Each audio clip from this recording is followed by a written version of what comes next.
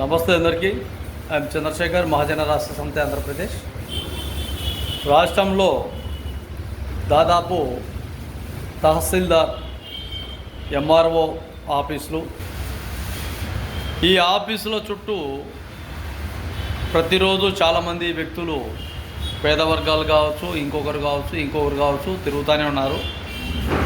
కానీ ఏ రోజు కూడా కరెక్ట్గా కాన్సెప్ట్గా ఈ ఎంఆర్ఓలు ఖచ్చితంగా వాళ్ళకు భరోసా ఇచ్చే విధంగా, ఎక్కడ కూడా న్యాయం చేసే విధంగా పని చేయడం లేదు.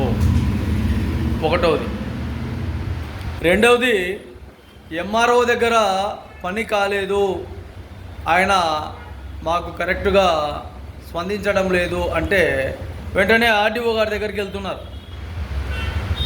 ఆర్డీఓ గారు రెవెన్యూ డివిజన్ ఆఫీసర్.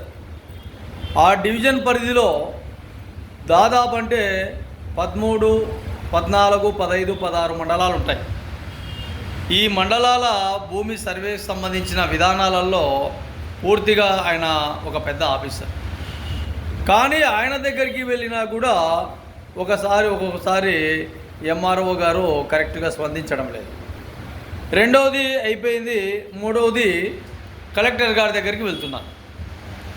కలెక్టర్ గారి దగ్గరికి ఈ స్పందన పెట్టినా, గ్రీవెన్సెల్ అని పెట్టినా, ఇంకా రకరకాలుగా పార్టీలు వాళ్ళ పార్టీల ప్రకారంగా అక్కడ సోమవారము ఫిర్యాదుల కార్యక్రమాన్ని ఏర్పాటు చేసినా కూడా ప్రజల స్పందన ఉంది. కానీ ప్రజలకు స్పందించే విధంగా అధికారులు ఎక్కడ కూడా నిర్లక్ష్య వైఖరితోనే ఉన్నారు.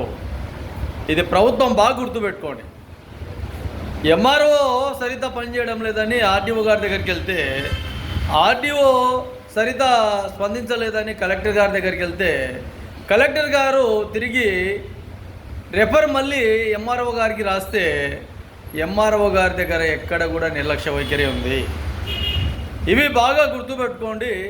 స్పందన కార్యక్రమము, గ్రీవెన్సెల్ కార్యక్రమము, సోమవారం ఫిర్యాదులు, ఎన్నిసార్లు సోమవారం ఫిర్యాదులు చేస్తున్నా కూడా వాళ్ళ పనులు కరెక్ట్గా జరగడం లేదు, పని చేయడం లేదు.